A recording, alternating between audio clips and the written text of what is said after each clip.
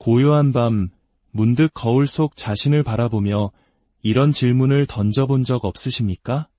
지금 여기에 있는 나는 정말로 존재하는 것일까? 내 눈앞에 펼쳐진 이 세상은 과연 실제하는 것일까? 마치 영화 매트릭스처럼 우리가 느끼는 모든 것이 사실은 누군가가 만들어낸 환상은 아닐까 하는 근원적인 물음 말입니다. 오늘 우리는 17세기 프랑스의 천재 철학자 르네 데카르트가 던졌던 바로 이 심오한 질문의 세계로 들어가 보고자 합니다. 데카르트는 모든 것을 의심함으로써 절대 흔들리지 않는 단 하나의 확실한 진리를 찾으려 했습니다. 그의 여정은 서양 철학의 물줄기를 완전히 바꾸어 놓았고 합리론이라는 새로운 흐름을 만들어냈습니다. 하지만 그의 위대한 출발이 역설적으로 철학을 깊은 혼란과 오류의 길로 이끌었다고 비판하는 목소리 또한 존재합니다. 특히 가톨릭 신학과 철학의 거목, 성 토마스 아퀴나스의 사상을 계승한 스콜라 철학자들은 데카르트의 방법론에 치명적인 결함이 있다고 지적합니다. 오늘 우리는 바로 이 지점에서 데카르트가 어디서 길을 잘못 들었으며 성 토마스 아퀴나스와 그의 후예들이 어떻게 우리 자신과 세상의 존재를 훨씬 더 명확하고 튼튼한 토대 위에서 증명하는지를 함께 탐구해보고자 합니다. 이 지성의 여정을 시작하기에 앞서 만약 이 이야기가 여러분의 신앙과 이성에 작은 울림을 준다면 구독과 좋아요를 통해 이 진리를 탐구하는 여정에 동참해 주시길 부탁드립니다. 여러분의 작은 행동이 이 은총의 메시지를 더 많은 이들에게 전하는 소중한 도구가 될 것입니다. 주님의 축복이 여러분의 지혜로운 탐구와 함께하기를 기도합니다. 데카르트가 사용한 방법은 방법론적 회해 또는 보편적 의심이라 불립니다. 그의 목표는 단단한 바위처럼 결코 의심할 수 없는 지식의 토대를 세우는 것이었습니다. 이를 위해 그는 마치 낡은 건물을 허물듯 우리가 당연하게 여겼던 모든 믿음을 하나씩 의심의 도마 위에 올렸습니다. 우리의 오감은 때로 우리를 속입니다. 꿈과 현실은 구분하기 어려울 때도 있습니다. 심지어 1 더하기 1은 2라는 수학적 진리조차 어떤 악마가 우리를 속이고 있는 것이라면 믿을 수 없다고 생각했습니다. 모든 것이 불확실한 잿더미 속에서 데카르트는 결코 의심할 수 없는 단 한 가지 사실을 발견합니다. 그것은 바로 내가 지금 이 모든 것을 의심하고 있다는 사실 그 자체였습니다. 세상의 존재도 내 몸의 존재도 심지어 신의 존재도 다 의심할 수 있지만 그 의심하고 있는 나의 생각만큼은 부정할 수 없었던 것입니다. 생각하기 위해서는 생각하는 주체가 반드시 존재해야만 합니다. 위대한 깨달음이 바로 그 유명한 명제 나는 생각한다, 고로 존재한다입니다. 데카르트는 이 명제를 모든 지식의 출발점이자 가장 확실한 제1원리로 삼았습니다. 하지만 정말 그럴까요? 여기에 스콜라 철학자들은 날카로운 질문을 던집니다. 20세기의 예수의 신부이자 철학자인 찰스 코펜스 신부님은 그의 저서에서 데카르트의 논리가 가진 치명적인 모순을 지적합니다. 그는 이렇게 말합니다. 데카르트는 자신의 이성 능력의 신뢰성을 부정하는 것에서 출발합니다. 그런데 바로 그 다음 순간 그는 바로 그 신뢰할 수 없다던 이성을 사용해서 나는 생각한다, 고로 존재한다는 결론을 내리고 자신의 존재를 증명합니다. 이것은 마치 스스로가 고장났다고 의심하는 자를 가지고 그 자가 정확한지 아닌지를 재려는 것과 같습니다. 이는 명백한 자기 모순입니다. 다시 말해 데카르트는 자신의 이성을 의심하면서 동시에 그 이성을 사용하고 있는 것입니다. 그는 이성이란 도구를 불신하면서 그 도구로 자신의 존재라는 가장 중요한 진리를 세우려 한 셈입니다. 이것은 철학의 가장 기본적인 원리인 모순율을 위반하는 행위입니다. 모순율이란 어떤 것은 동시에 존재하면서 존재하지 않을 수 없다는 단순하고도 자명한 원리입니다. 데카르트의 방법은 자신의 이성을 믿을 수 있으면서 동시에 믿을 수 없다고 말하는 것과 같기에 논리적으로 성립할 수 없다는 것입니다. 토마소 지글리아라 추기경 또한 이 점을 더욱 명확히 합니다. 만약 모순율 자체가 의심의 대상이 된다면 나는 생각한다, 고로 존재한다는 명제 역시 결코 확실한 진리가 될 수 없습니다. 왜냐하면 내가 생각하면서 동시에 생각하지 않을 수도 있고 존재하면서 동시에 존재하지 않을 수도 있다는 가능성이 열리기 때문입니다. 결국 데카르트는 어떻게 변명하든 자기 모순의 덫에 빠질 수밖에 없습니다. 더 나아가 18세기의 토미스트 철학자 살바토레 로셀리는 데카르트의 나는 생각한다, 고로 존재한다는 명제가 사실은 더 근본적인 다른 원리들을 이미 전제하고 있다고 말합니다. 예를 들어 생각하는 것은 무엇이든 존재한다, 행동은 존재를 뒤따른다, 그리고 앞서 말한 어떤 것은 동시에 존재하면서 존재하지 않을 수 없다는 모순율 같은 원리들 말입니다. 생각해 보십시오. 나는 생각한다 라는 말을 이해하기 위해서는 나, 생각, 존재라는 개념을 이미 알고 있어야 합니다. 즉, 데카르트가 발견했다는 최초의 확실한 진리는 사실 최초가 아니었던 것입니다. 그의 코기토는 이미 스콜라 철학이 오랫동안 강조해온 존재와 모순율이라는 더 깊고 거대한 토대 위에 서 있었던 셈입니다. 그렇다면 진정한 지식의 첫걸음은 무엇일까요? 성 토마스 아퀴나스는 인간의 지성이 가장 먼저 파악하는 것은 존재 그 자체이다라고 가르칩니다. 우리가 눈을 뜨고 무언가를 볼 때 우리는 색깔이나 모양을 인지하기 이전에 무언가가 있구나라는 존재 자체를 먼저 감각합니다.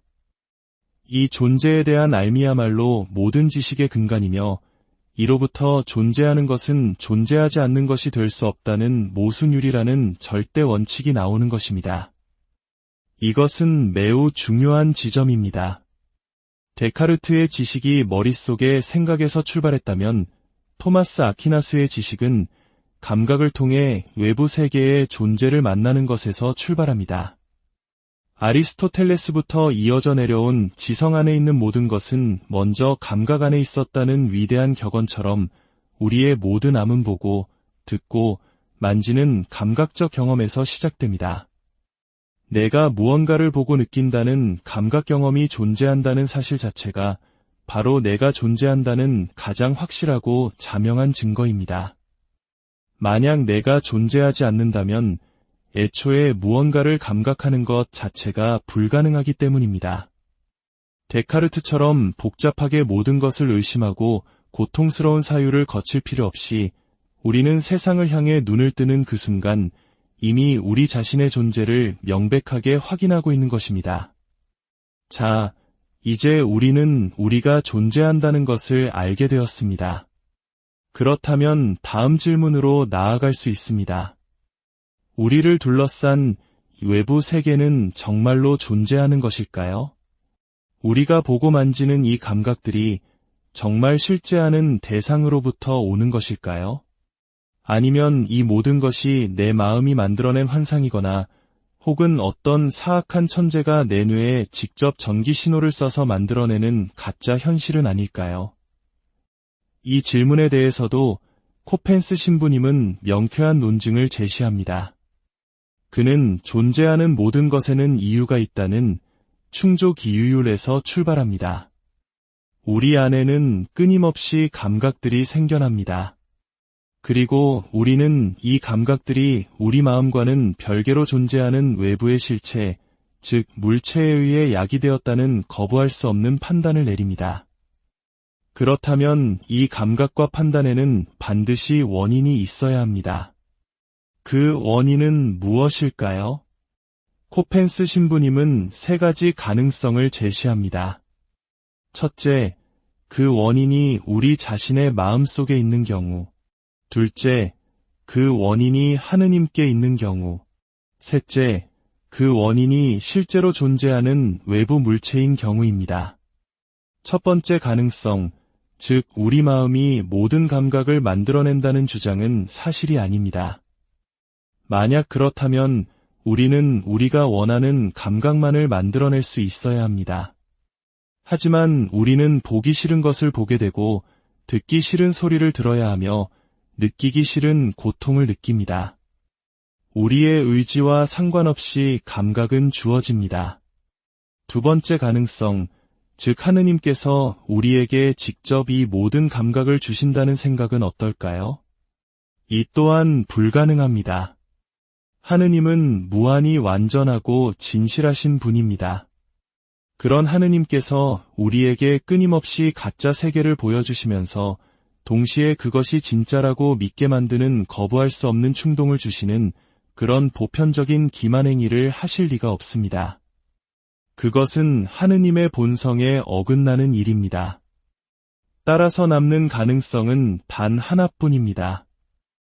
우리의 감각을 일으키는 원인은 바로 우리 외부에 실제로 존재하는 물체들이라는 것입니다. 그러므로 외부 세계는 명백히 존재합니다. 마지막으로 사악한 천재나 통 속의 뇌 가설은 어떨까요? 만약 그런 존재가 우리를 속이고 있다면 우리의 모든 판단은 근본적으로 거짓일 수밖에 없습니다. 이는 인간의 이성 자체가 진리를 파악하는 능력이 아니라 본질적으로 속임수와 오류를 만들어내는 결함 있는 기관이라는 결론으로 이어집니다. 하지만 만약 그렇다면 우리는 사악한 천재에게 속고 있다는 바로 그 판단조차 믿을 수 없게 됩니다. 모든 것을 의심해야 한다는 보편적 회의주의는 결국 자기 자신마저 의심해야 하는 모순에 빠져 스스로 무너지고 맙니다. 결론적으로 성 토마스 아퀴나스와 스콜라 철학의 비달에에서 우리는 데카르트의 길과는 다른 훨씬 더 안정되고 명확한 길을 발견하게 됩니다. 우리는 머릿속에 고립된 생각 속에서가 아니라 우리의 감각을 통해 세상의 존재를 만나는 그 생생한 체험 속에서 우리 자신의 존재를 확인합니다. 그리고 우리를 기만하지 않으시는 진실하신 하느님과 우리에게 주어진 이성의 능력을 신뢰함으로써 우리를 둘러싼 이 세계가 실제함을 확신하게 됩니다. 데카르트는 확실성을 찾기 위해 떠난 여정에서 역설적으로 철학을 의심과 주관주의라는 끝없는 미궁으로 이끌었습니다. 하지만 스콜라 철학의 오랜 전통은 우리에게 신앙과 이성, 그리고 우리의 살아있는 경험이 아름답게 조화를 이루는 길을 보여줍니다. 오늘의 성찰이 여러분의 삶에 깊은 평화와 확신을 더해 주었기를 바랍니다. 주님의 평화가 여러분과 항상 함께하기를. 고요한 밤, 문득 거울 속 자신을 바라보며 이런 질문을 던져본 적 없으십니까? 지금 여기에 있는 나는 정말로 존재하는 것일까? 내 눈앞에 펼쳐진 이 세상은 과연 실제하는 것일까? 마치 영화 매트릭스처럼 우리가 느끼는 모든 것이 사실은 누군가가 만들어낸 환상은 아닐까 하는 근원적인 물음말입니다. 오늘 우리는 17세기 프랑스의 천재 철학자 르네 데카르트가 던졌던 바로 이 심오한 질문의 세계로 들어가 보고자 합니다. 데카르트는 모든 것을 의심함으로써 절대 흔들리지 않는 단 하나의 확실한 진리를 찾으려 했습니다. 그의 여정은 서양 철학의 물줄기를 완전히 바꾸어 놓았고 합리론이라는 새로운 흐름을 만들어냈습니다. 하지만 그의 위대한 출발이 역설적으로 철학을 깊은 혼란과 오류의 길로 이끌었다고 비판하는 목소리 또한 존재합니다. 특히 가톨릭 신학과 철학의 거목, 성 토마스 아퀴나스의 사상을 계승한 스콜라 철학자들은 데카르트의 방법론에 치명적인 결함이 있다고 지적합니다. 오늘 우리는 바로 이 지점에서 데카르트가 어디서 길을 잘못 들었으며 성 토마스 아퀴나스와 그의 후예들이 어떻게 우리 자신과 세상의 존재를 훨씬 더 명확하고 튼튼한 토대 위에서 증명하는지를 함께 탐구해보고자 합니다. 이 지성의 여정을 시작하기에 앞서 만약 이 이야기가 여러분의 신앙과 이성에 작은 울림을 준다면 구독과 좋아요를 통해 이 진리를 탐구하는 여정에 동참해 주시길 부탁드립니다. 여러분의 작은 행동이 이 은총의 메시지를 더 많은 이들에게 전하는 소중한 도구가 될 것입니다. 주님의 축복이 여러분의 지혜로운 탐구와 함께하기를 기도합니다. 데카르트가 사용한 방법은 방법론적 회해 또는 보편적 의심이라 불립니다. 그의 목표는 단단한 바위처럼 결코 의심할 수 없는 지식의 토대를 세우는 것이었습니다. 이를 위해 그는 마치 낡은 건물을 허물듯 우리가 당연하게 여겼던 모든 믿음을 하나씩 의심의 도마 위에 올렸습니다. 우리의 오감은 때로 우리를 속입니다. 꿈과 현실은 구분하기 어려울 때도 있습니다. 심지어 1 더하기 1은 2라는 수학적 진리조차 어떤 악마가 우리를 속이고 있는 것이라면 믿을 수 없다고 생각했습니다. 모든 것이 불확실한 잿더미 속에서 데카르트는 결코 의심할 수 없는 단 한 가지 사실을 발견합니다.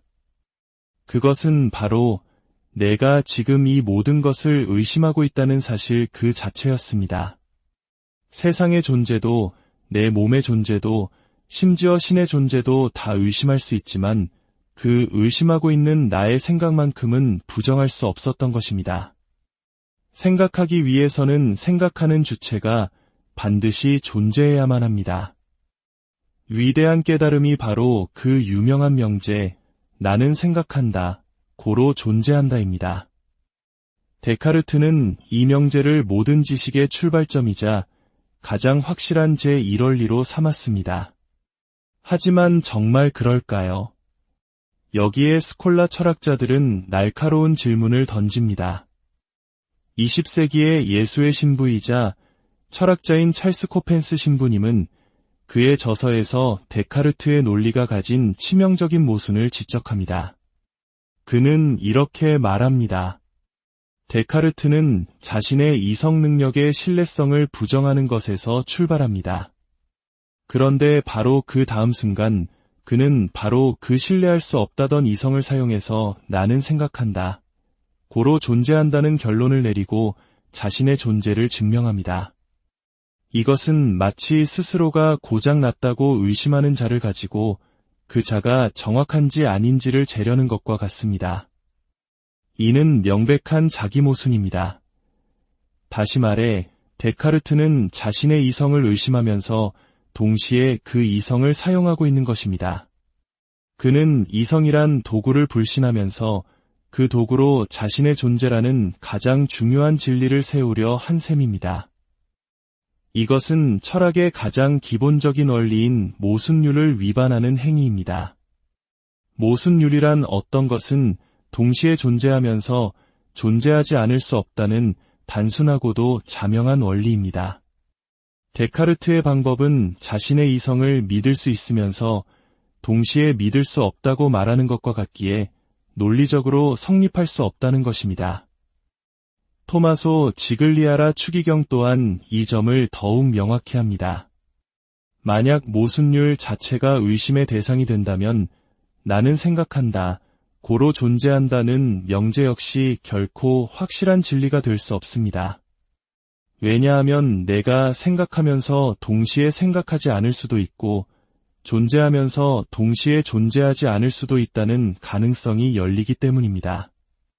결국 데카르트는 어떻게 변명하든 자기 모순의 덫에 빠질 수밖에 없습니다. 더 나아가 18세기의 토미스트 철학자 살바토레 로셀리는 데카르트의 나는 생각한다, 고로 존재한다는 명제가 사실은 더 근본적인 다른 원리들을 이미 전제하고 있다고 말합니다.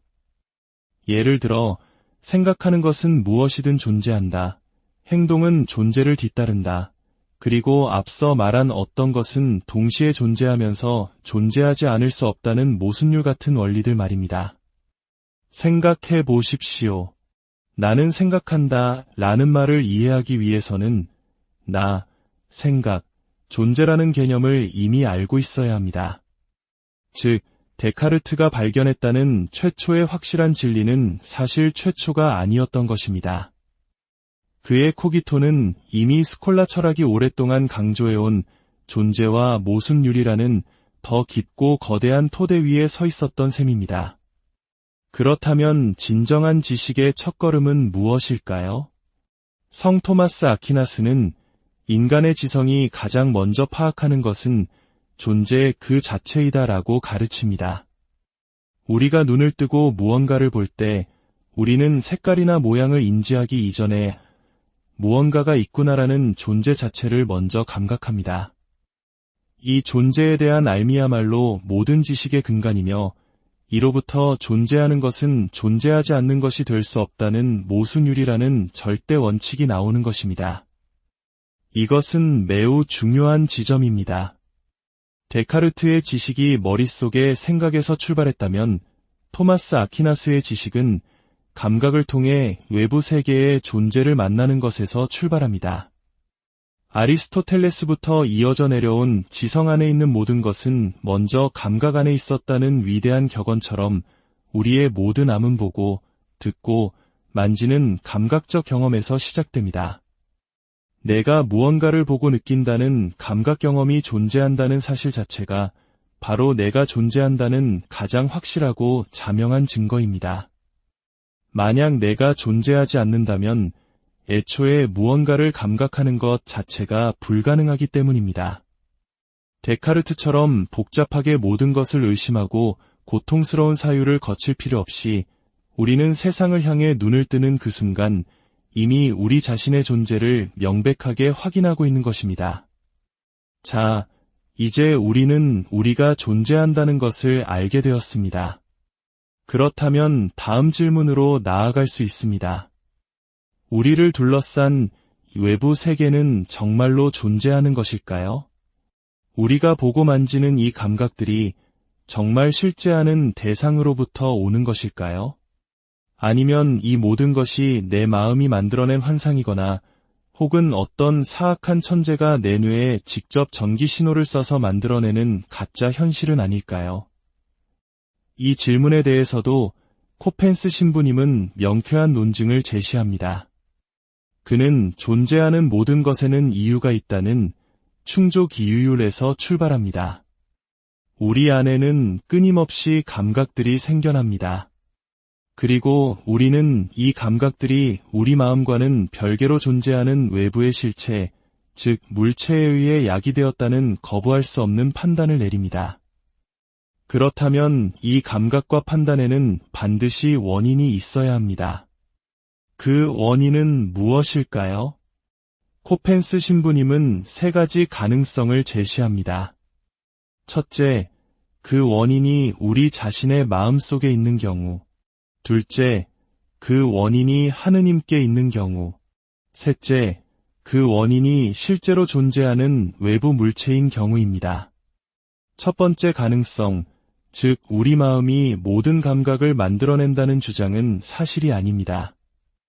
만약 그렇다면 우리는 우리가 원하는 감각만을 만들어낼 수 있어야 합니다. 하지만 우리는 보기 싫은 것을 보게 되고 듣기 싫은 소리를 들어야 하며 느끼기 싫은 고통을 느낍니다. 우리의 의지와 상관없이 감각은 주어집니다. 두 번째 가능성, 즉 하느님께서 우리에게 직접 이 모든 감각을 주신다는 생각은 어떨까요? 이 또한 불가능합니다. 하느님은 무한히 완전하고 진실하신 분입니다. 그런 하느님께서 우리에게 끊임없이 가짜 세계를 보여주시면서 동시에 그것이 진짜라고 믿게 만드는 거부할 수 없는 충동을 주시는 그런 보편적인 기만행위를 하실 리가 없습니다. 그것은 하느님의 본성에 어긋나는 일입니다. 따라서 남는 가능성은 단 하나뿐입니다. 우리의 감각을 일으키는 원인은 바로 우리 외부에 실제로 존재하는 물체들이라는 것입니다. 그러므로 외부 세계는 명백히 존재합니다. 마지막으로 사악한 천재나 통속의 뇌 가설은 어떨까요? 만약 그런 존재가 우리를 속이고 있다면 우리의 모든 판단은 근본적으로 거짓일 수밖에 없습니다. 이는 인간의 이성 자체가 진리를 파악하는 능력이 아니라 본질적으로 속임수와 오류를 만들어내는 결함 있는 기관이라는 결론으로 이어집니다. 하지만 만약 그렇다면 우리는 사악한 천재에게 속고 있다는 바로 그 판단조차 믿을 수 없게 됩니다.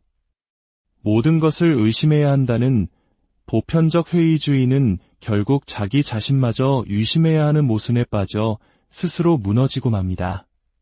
결론적으로 성 토마스 아퀴나스와 스콜라 철학의 비달에에서 우리는 데카르트의 길과는 다른 훨씬 더 안정되고 명확한 길을 발견하게 됩니다. 우리는 머릿속에 고립된 생각 속에서가 아니라 우리의 감각을 통해 세상의 존재를 만나는 그 생생한 체험 속에서 우리 자신의 존재를 확인합니다. 그리고 우리를 기만하지 않으시는 진실하신 하느님과 우리에게 주어진 이성의 능력을 신뢰함으로써 우리를 둘러싼 이 세계가 실제함을 확신하게 됩니다. 데카르트는 확실성을 찾기 위해 떠난 여정에서 역설적으로 철학을 의심과 주관주의라는 끝없는 미궁으로 이끌었습니다. 하지만 스콜라 철학의 오랜 전통은 우리에게 신앙과 이성, 그리고 우리의 살아있는 경험이 아름답게 조화를 이루는 길을 보여줍니다. 오늘의 성찰이 여러분의 삶에 깊은 평화와 확신을 더해주었기를 바랍니다. 주님의 평화가 여러분과 항상 함께하길. 고요한 밤, 문득 거울 속 자신을 바라보며 이런 질문을 던져본 적 없으십니까? 지금 여기에 있는 나는 정말로 존재하는 것일까? 내 눈앞에 펼쳐진 이 세상은 과연 실제하는 것일까? 마치 영화 매트릭스처럼 우리가 느끼는 모든 것이 사실은 누군가가 만들어낸 환상은 아닐까 하는 근원적인 물음 말입니다.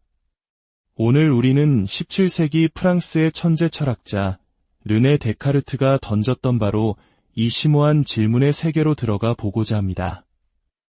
데카르트는 모든 것을 의심함으로써 절대 흔들리지 않는 단 하나의 확실한 진리를 찾으려 했습니다. 그의 여정은 서양 철학의 물줄기를 완전히 바꾸어 놓았고 합리론이라는 새로운 흐름을 만들어냈습니다. 하지만 그의 위대한 출발이 역설적으로 철학을 깊은 혼란과 오류의 길로 이끌었다고 비판하는 목소리 또한 존재합니다. 특히 가톨릭 신학과 철학의 거목, 성 토마스 아퀴나스의 사상을 계승한 스콜라 철학자들은 데카르트의 방법론에 치명적인 결함이 있다고 지적합니다. 오늘 우리는 바로 이 지점에서 데카르트가 어디서 길을 잘못 들었으며 성 토마스 아퀴나스와 그의 후예들이 어떻게 우리 자신과 세상의 존재를 훨씬 더 명확하고 튼튼한 토대 위에서 증명하는지를 함께 탐구해보고자 합니다. 이 지성의 여정을 시작하기에 앞서 만약 이 이야기가 여러분의 신앙과 이성에 작은 울림을 준다면 구독과 좋아요를 통해 이 진리를 탐구하는 여정에 동참해 주시길 부탁드립니다. 여러분의 작은 행동이 이 은총의 메시지를 더 많은 이들에게 전하는 소중한 도구가 될 것입니다. 주님의 축복이 여러분의 지혜로운 탐구와 함께하기를 기도합니다. 데카르트가 사용한 방법은 방법론적 회해 또는 보편적 의심이라 불립니다. 그의 목표는 단단한 바위처럼 결코 의심할 수 없는 지식의 토대를 세우는 것이었습니다.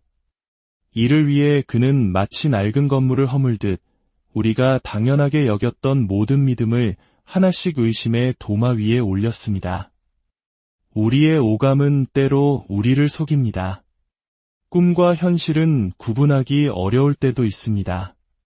심지어 1 더하기 1은 2라는 수학적 진리조차 어떤 악마가 우리를 속이고 있는 것이라면 믿을 수 없다고 생각했습니다. 모든 것이 불확실한 잿더미 속에서 데카르트는 결코 의심할 수 없는 단 한 가지 사실을 발견합니다. 그것은 바로 내가 지금 이 모든 것을 의심하고 있다는 사실 그 자체였습니다. 세상의 존재도 내 몸의 존재도 심지어 신의 존재도 다 의심할 수 있지만 그 의심하고 있는 나의 생각만큼은 부정할 수 없었던 것입니다. 생각하기 위해서는 생각하는 주체가 반드시 존재해야만 합니다. 위대한 깨달음이 바로 그 유명한 명제, 나는 생각한다, 고로 존재한다입니다. 데카르트는 이 명제를 모든 지식의 출발점이자 가장 확실한 제1원리로 삼았습니다. 하지만 정말 그럴까요? 여기에 스콜라 철학자들은 날카로운 질문을 던집니다. 20세기의 예수의 신부이자 철학자인 찰스 코펜스 신부님은 그의 저서에서 데카르트의 논리가 가진 치명적인 모순을 지적합니다. 그는 이렇게 말합니다. 데카르트는 자신의 이성 능력의 신뢰성을 부정하는 것에서 출발합니다. 그런데 바로 그 다음 순간 그는 바로 그 신뢰할 수 없다던 이성을 사용해서 나는 생각한다, 고로 존재한다는 결론을 내리고 자신의 존재를 증명합니다. 이것은 마치 스스로가 고장났다고 의심하는 자를 가지고 그 자가 정확한지 아닌지를 재려는 것과 같습니다. 이는 명백한 자기 모순입니다. 다시 말해 데카르트는 자신의 이성을 의심하면서 동시에 그 이성을 사용하고 있는 것입니다. 그는 이성이란 도구를 불신하면서 그 도구로 자신의 존재라는 가장 중요한 진리를 세우려 한 셈입니다. 이것은 철학의 가장 기본적인 원리인 모순율을 위반하는 행위입니다. 모순율이란 어떤 것은 동시에 존재하면서 존재하지 않을 수 없다는 단순하고도 자명한 원리입니다. 데카르트의 방법은 자신의 이성을 믿을 수 있으면서 동시에 믿을 수 없다고 말하는 것과 같기에 논리적으로 성립할 수 없다는 것입니다. 토마소 지글리아라 추기경 또한 이 점을 더욱 명확히 합니다. 만약 모순율 자체가 의심의 대상이 된다면 나는 생각한다, 고로 존재한다는 명제 역시 결코 확실한 진리가 될 수 없습니다. 왜냐하면 내가 생각하면서 동시에 생각하지 않을 수도 있고 존재하면서 동시에 존재하지 않을 수도 있다는 가능성이 열리기 때문입니다. 결국 데카르트는 어떻게 변명하든 자기 모순의 덫에 빠질 수밖에 없습니다. 더 나아가 18세기의 토미스트 철학자 살바토레 로셀리는 데카르트의 나는 생각한다, 고로 존재한다는 명제가 사실은 더 근본적인 다른 원리들을 이미 전제하고 있다고 말합니다.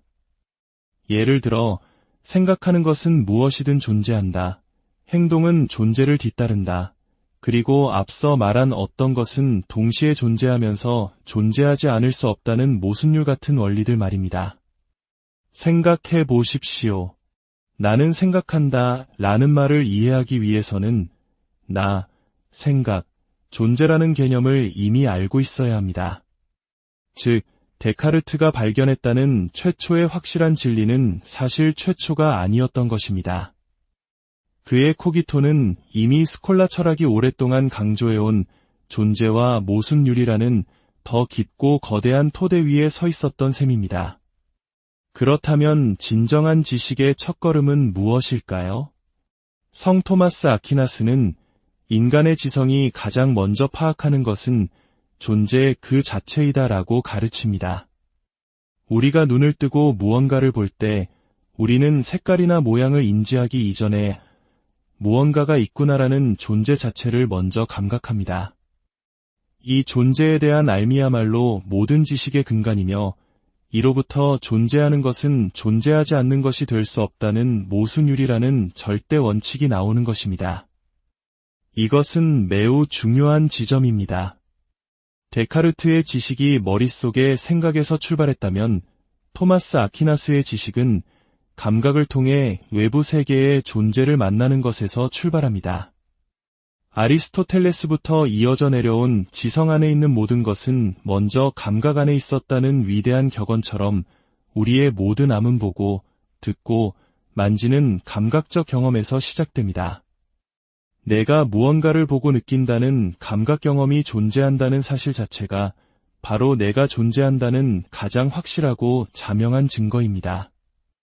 만약 내가 존재하지 않는다면 애초에 무언가를 감각하는 것 자체가 불가능하기 때문입니다. 데카르트처럼 복잡하게 모든 것을 의심하고 고통스러운 사유를 거칠 필요 없이 우리는 세상을 향해 눈을 뜨는 그 순간 이미 우리 자신의 존재를 명백하게 확인하고 있는 것입니다. 자, 이제 우리는 우리가 존재한다는 것을 알게 되었습니다. 그렇다면 다음 질문으로 나아갈 수 있습니다. 우리를 둘러싼 외부 세계는 정말로 존재하는 것일까요? 우리가 보고 만지는 이 감각들이 정말 실제하는 대상으로부터 오는 것일까요? 아니면 이 모든 것이 내 마음이 만들어낸 환상이거나 혹은 어떤 사악한 천재가 내 뇌에 직접 전기 신호를 써서 만들어내는 가짜 현실은 아닐까요? 이 질문에 대해서도 코펜스 신부님은 명쾌한 논증을 제시합니다. 그는 존재하는 모든 것에는 이유가 있다는 충족이유율에서 출발합니다. 우리 안에는 끊임없이 감각들이 생겨납니다. 그리고 우리는 이 감각들이 우리 마음과는 별개로 존재하는 외부의 실체, 즉 물체에 의해 야기되었다는 거부할 수 없는 판단을 내립니다. 그렇다면 이 감각과 판단에는 반드시 원인이 있어야 합니다. 그 원인은 무엇일까요? 코펜스 신부님은 세 가지 가능성을 제시합니다. 첫째, 그 원인이 우리 자신의 마음속에 있는 경우. 둘째, 그 원인이 하느님께 있는 경우. 셋째, 그 원인이 실제로 존재하는 외부 물체인 경우입니다. 첫 번째 가능성, 즉 우리 마음이 모든 감각을 만들어낸다는 주장은 사실이 아닙니다. 만약 그렇다면 우리는 우리가 원하는 감각만을 만들어낼 수 있어야 합니다. 하지만 우리는 보기 싫은 것을 보게 되고 듣기 싫은 소리를 들어야 하며 느끼기 싫은 고통을 느낍니다. 우리의 의지와 상관없이 감각은 주어집니다. 두 번째 가능성, 즉 하느님께서 우리에게 직접 이 모든 감각을 주신다는 생각은 어떨까요? 이 또한 불가능합니다. 하느님은 무한히 완전하고 진실하신 분입니다. 그런 하느님께서 우리에게 끊임없이 가짜 세계를 보여주시면서 동시에 그것이 진짜라고 믿게 만드는 거부할 수 없는 충동을 주시는 그런 보편적인 기만행위를 하실 리가 없습니다. 그것은 하느님의 본성에 어긋나는 일입니다. 따라서 남는 가능성은 단 하나뿐입니다. 우리의 감각을 일으키는 원인은 바로 우리 외부에 실제로 존재하는 물체들이라는 것입니다. 그러므로 외부 세계는 명백히 존재합니다. 마지막으로 사악한 천재나 통 속의 뇌 가설은 어떨까요? 만약 그런 존재가 우리를 속이고 있다면 우리의 모든 판단은 근본적으로 거짓일 수밖에 없습니다. 이는 인간의 이성 자체가 진리를 파악하는 능력이 아니라 본질적으로 속임수와 오류를 만들어내는 결함 있는 기관이라는 결론으로 이어집니다. 하지만 만약 그렇다면 우리는 사악한 천재에게 속고 있다는 바로 그 판단조차 믿을 수 없게 됩니다. 모든 것을 의심해야 한다는 보편적 회의주의는 결국 자기 자신마저 유심해야 하는 모순에 빠져 스스로 무너지고 맙니다. 결론적으로 성 토마스 아퀴나스와 스콜라 철학의 비달에에서 우리는 데카르트의 길과는 다른 훨씬 더 안정되고 명확한 길을 발견하게 됩니다. 우리는 머릿속에 고립된 생각 속에서가 아니라 우리의 감각을 통해 세상의 존재를 만나는 그 생생한 체험 속에서 우리 자신의 존재를 확인합니다. 그리고 우리를 기만하지 않으시는 진실하신 하느님과 우리에게 주어진 이성의 능력을 신뢰함으로써 우리를 둘러싼 이 세계가 실제함을 확신하게 됩니다. 데카르트는 확실성을 찾기 위해 떠난 여정에서 역설적으로 철학을 의심과 주관주의라는 끝없는 미궁으로 이끌었습니다. 하지만 스콜라 철학의 오랜 전통은 우리에게 신앙과 이성, 그리고 우리의 살아있는 경험이 아름답게 조화를 이루는 길을 보여줍니다. 오늘의 성찰이 여러분의 삶에 깊은 평화와 확신을 더해주었기를 바랍니다. 주님의 평화가 여러분과 항상 함께하길. 고요한 밤, 문득 거울 속 자신을 바라보며 이런 질문을 던져본 적 없으십니까? 지금 여기에 있는 나는 정말로 존재하는 것일까? 내 눈앞에 펼쳐진 이 세상은 과연 실제하는 것일까? 마치 영화 매트릭스처럼 우리가 느끼는 모든 것이 사실은 누군가가 만들어낸 환상은 아닐까 하는 근원적인 물음말입니다. 오늘 우리는 17세기 프랑스의 천재 철학자 르네 데카르트가 던졌던 바로 이 심오한 질문의 세계로 들어가 보고자 합니다. 데카르트는 모든 것을 의심함으로써 절대 흔들리지 않는 단 하나의 확실한 진리를 찾으려 했습니다. 그의 여정은 서양 철학의 물줄기를 완전히 바꾸어 놓았고 합리론이라는 새로운 흐름을 만들어냈습니다. 하지만 그의 위대한 출발이 역설적으로 철학을 깊은 혼란과 오류의 길로 이끌었다고 비판하는 목소리 또한 존재합니다. 특히 가톨릭 신학과 철학의 거목, 성 토마스 아퀴나스의 사상을 계승한 스콜라 철학자들은 데카르트의 방법론에 치명적인 결함이 있다고 지적합니다. 오늘 우리는 바로 이 지점에서 데카르트가 어디서 길을 잘못 들었으며 성 토마스 아퀴나스와 그의 후예들이 어떻게 우리 자신과 세상의 존재를 훨씬 더 명확하고 튼튼한 토대 위에서 증명하는지를 함께 탐구해보고자 합니다. 이 지성의 여정을 시작하기에 앞서 만약 이 이야기가 여러분의 신앙과 이성에 작은 울림을 준다면 구독과 좋아요를 통해 이 진리를 탐구하는 여정에 동참해 주시길 부탁드립니다. 여러분의 작은 행동이 이 은총의 메시지를 더 많은 이들에게 전하는 소중한 도구가 될 것입니다.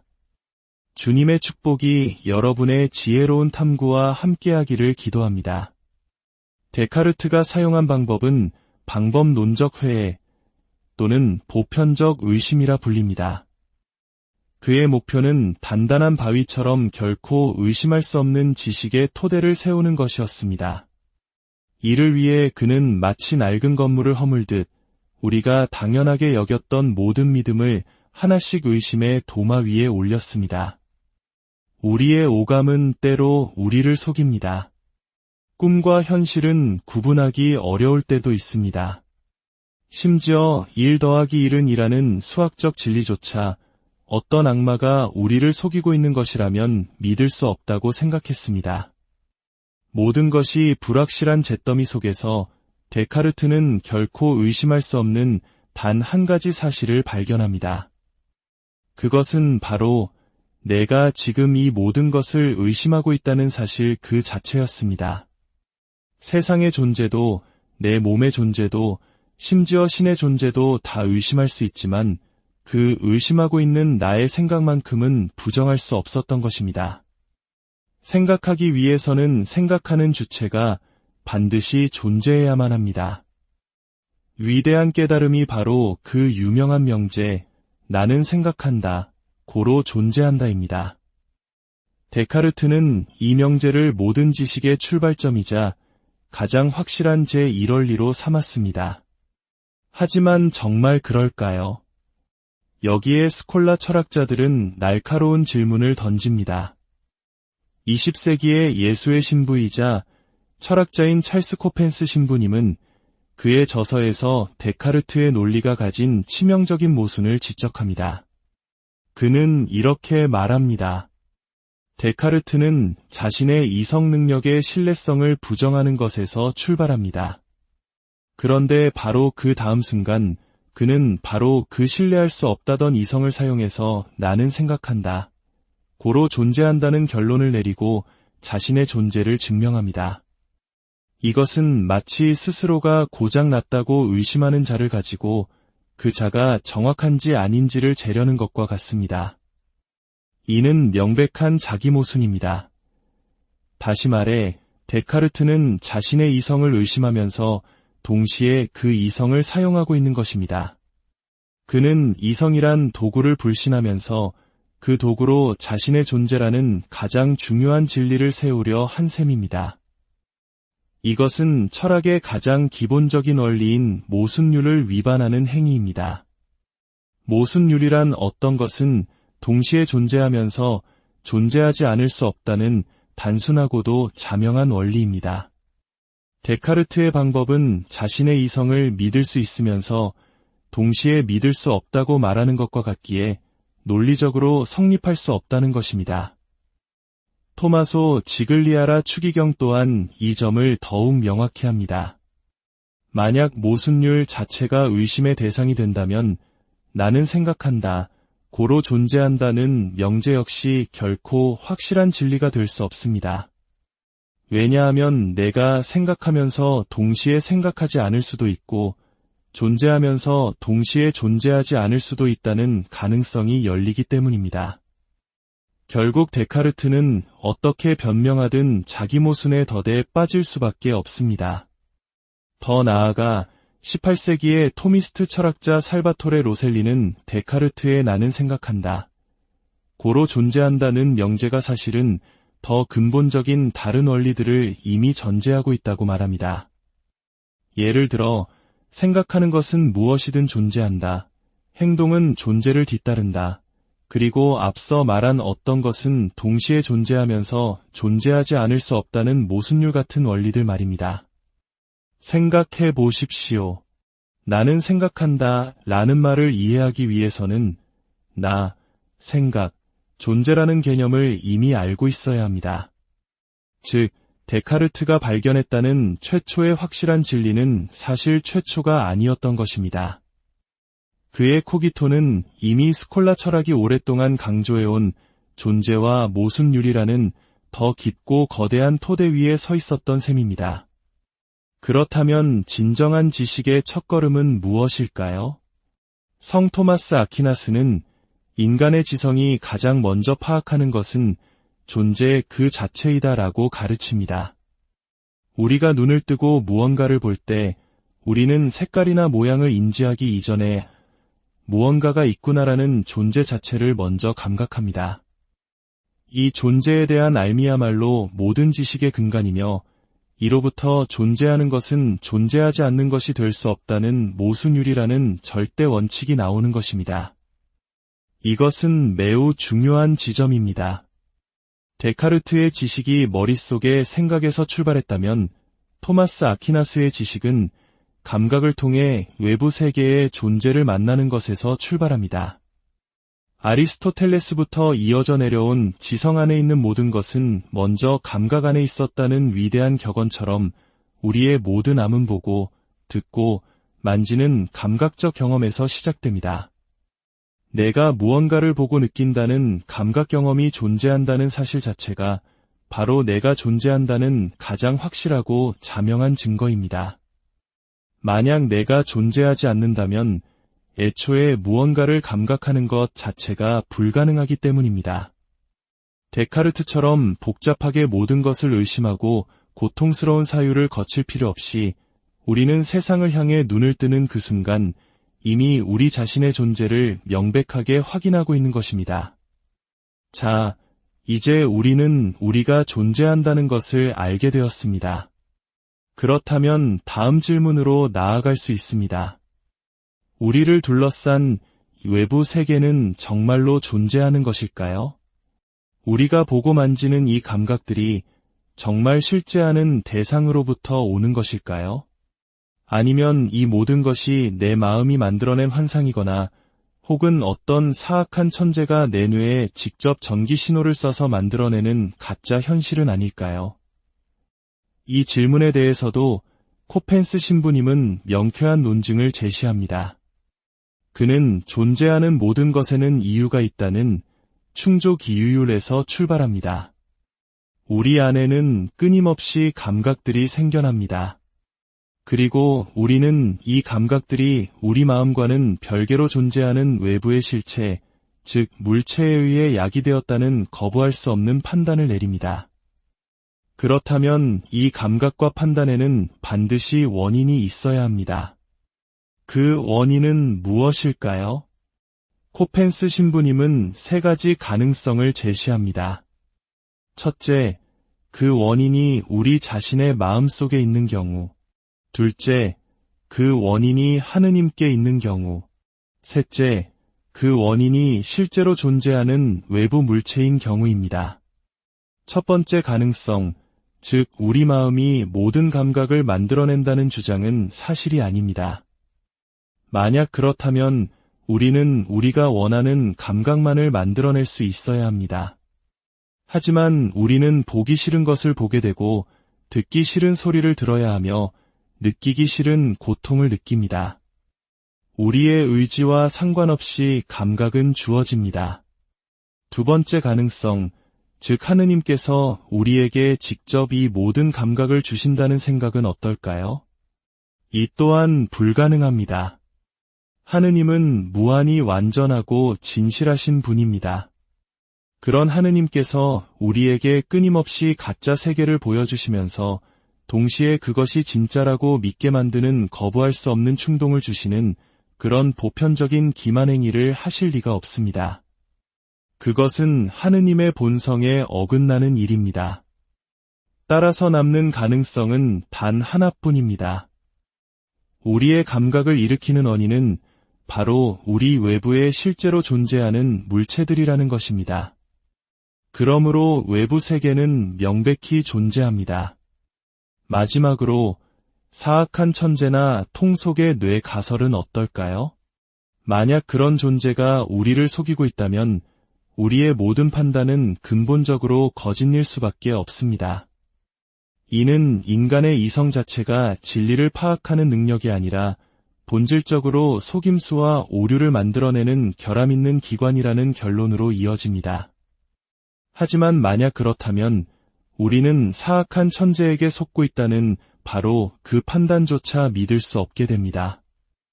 모든 것을 의심해야 한다는 보편적 회의주의는 결국 자기 자신마저 의심해야 하는 모순에 빠져 스스로 무너지고 맙니다. 결론적으로 성 토마스 아퀴나스와 스콜라 철학의 비달에에서 우리는 데카르트의 길과는 다른 훨씬 더 안정되고 명확한 길을 발견하게 됩니다. 우리는 머릿속에 고립된 생각 속에서가 아니라 우리의 감각을 통해 세상의 존재를 만나는 그 생생한 체험 속에서 우리 자신의 존재를 확인합니다. 그리고 우리를 기만하지 않으시는 진실하신 하느님과 우리에게 주어진 이성의 능력을 신뢰함으로써 우리를 둘러싼 이 세계가 실제함을 확신하게 됩니다. 데카르트는 확실성을 찾기 위해 떠난 여정에서 역설적으로 철학을 의심과 주관주의라는 끝없는 미궁으로 이끌었습니다. 하지만 스콜라 철학의 오랜 전통은 우리에게 신앙과 이성, 그리고 우리의 살아있는 경험이 아름답게 조화를 이루는 길을 보여줍니다. 오늘의 성찰이 여러분의 삶에 깊은 평화와 확신을 더해 주었기를 바랍니다. 주님의 평화가 여러분과 항상 함께하기를. 고요한 밤, 문득 거울 속 자신을 바라보며 이런 질문을 던져본 적 없으십니까? 지금 여기에 있는 나는 정말로 존재하는 것일까? 내 눈앞에 펼쳐진 이 세상은 과연 실제하는 것일까? 마치 영화 매트릭스처럼 우리가 느끼는 모든 것이 사실은 누군가가 만들어낸 환상은 아닐까 하는 근원적인 물음 말입니다. 오늘 우리는 17세기 프랑스의 천재 철학자 르네 데카르트가 던졌던 바로 이 심오한 질문의 세계로 들어가 보고자 합니다. 데카르트는 모든 것을 의심함으로써 절대 흔들리지 않는 단 하나의 확실한 진리를 찾으려 했습니다. 그의 여정은 서양 철학의 물줄기를 완전히 바꾸어 놓았고 합리론이라는 새로운 흐름을 만들어냈습니다.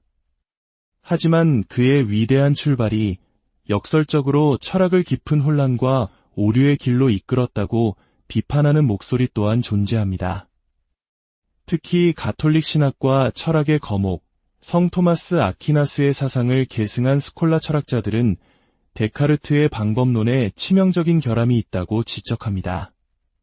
오늘 우리는 바로 이 지점에서 데카르트가 어디서 길을 잘못 들었으며 성 토마스 아퀴나스와 그의 후예들이 어떻게 우리 자신과 세상의 존재를 훨씬 더 명확하고 튼튼한 토대 위에서 증명하는지를 함께 탐구해보고자 합니다. 이 지성의 여정을 시작하기에 앞서 만약 이 이야기가 여러분의 신앙과 이성에 작은 울림을 준다면 구독과 좋아요를 통해 이 진리를 탐구하는 여정에 동참해 주시길 부탁드립니다. 여러분의 작은 행동이 이 은총의 메시지를 더 많은 이들에게 전하는 소중한 도구가 될 것입니다. 주님의 축복이 여러분의 지혜로운 탐구와 함께하기를 기도합니다. 데카르트가 사용한 방법은 방법론적 회해 또는 보편적 의심이라 불립니다. 그의 목표는 단단한 바위처럼 결코 의심할 수 없는 지식의 토대를 세우는 것이었습니다. 이를 위해 그는 마치 낡은 건물을 허물듯 우리가 당연하게 여겼던 모든 믿음을 하나씩 의심의 도마 위에 올렸습니다. 우리의 오감은 때로 우리를 속입니다.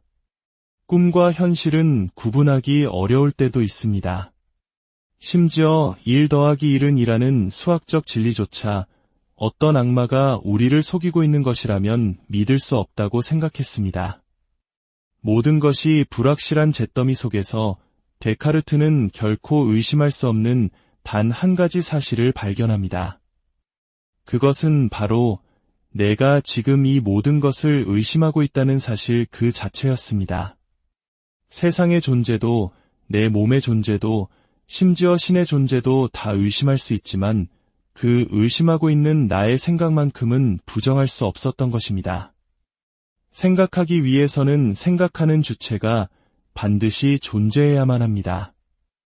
위대한 깨달음이 바로 그 유명한 명제, 나는 생각한다, 고로 존재한다입니다. 데카르트는 이 명제를 모든 지식의 출발점이자 가장 확실한 제1원리로 삼았습니다. 하지만 정말 그럴까요? 여기에 스콜라 철학자들은 날카로운 질문을 던집니다. 20세기의 예수의 신부이자 철학자인 찰스 코펜스 신부님은 그의 저서에서 데카르트의 논리가 가진 치명적인 모순을 지적합니다. 그는 이렇게 말합니다. 데카르트는 자신의 이성 능력의 신뢰성을 부정하는 것에서 출발합니다.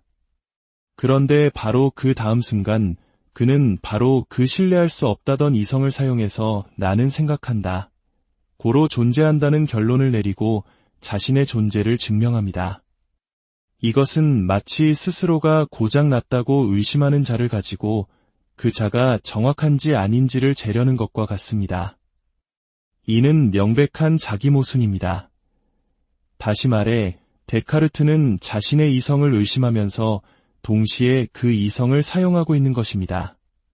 그는 이성이란 도구를 불신하면서 그 도구로 자신의 존재라는 가장 중요한 진리를 세우려 한 셈입니다.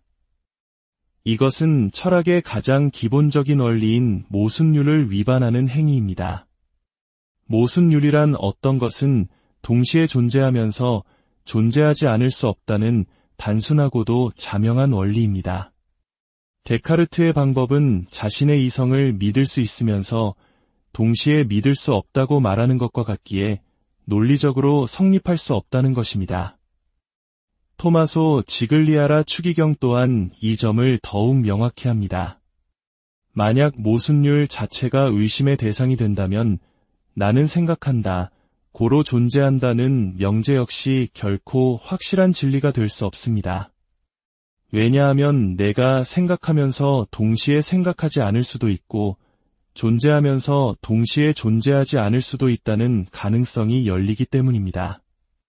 결국 데카르트는 어떻게 변명하든 자기 모순의 덫에 빠질 수밖에 없습니다. 더 나아가 18세기의 토미스트 철학자 살바토레 로셀리는 데카르트의 나는 생각한다, 고로 존재한다는 명제가 사실은 더 근본적인 다른 원리들을 이미 전제하고 있다고 말합니다. 예를 들어 생각하는 것은 무엇이든 존재한다, 행동은 존재를 뒤따른다, 그리고 앞서 말한 어떤 것은 동시에 존재하면서 존재하지 않을 수 없다는 모순율 같은 원리들 말입니다. 생각해 보십시오. 나는 생각한다 라는 말을 이해하기 위해서는 나, 생각, 존재라는 개념을 이미 알고 있어야 합니다. 즉, 데카르트가 발견했다는 최초의 확실한 진리는 사실 최초가 아니었던 것입니다. 그의 코기토는 이미 스콜라 철학이 오랫동안 강조해온 존재와 모순율이라는 더 깊고 거대한 토대 위에 서 있었던 셈입니다. 그렇다면 진정한 지식의 첫걸음은 무엇일까요? 성 토마스 아퀴나스는 인간의 지성이 가장 먼저 파악하는 것은 존재 그 자체이다라고 가르칩니다. 우리가 눈을 뜨고 무언가를 볼 때 우리는 색깔이나 모양을 인지하기 이전에 무언가가 있구나라는 존재 자체를 먼저 감각합니다. 이 존재에 대한 알미야말로 모든 지식의 근간이며 이로부터 존재하는 것은 존재하지 않는 것이 될 수 없다는 모순율이라는 절대 원칙이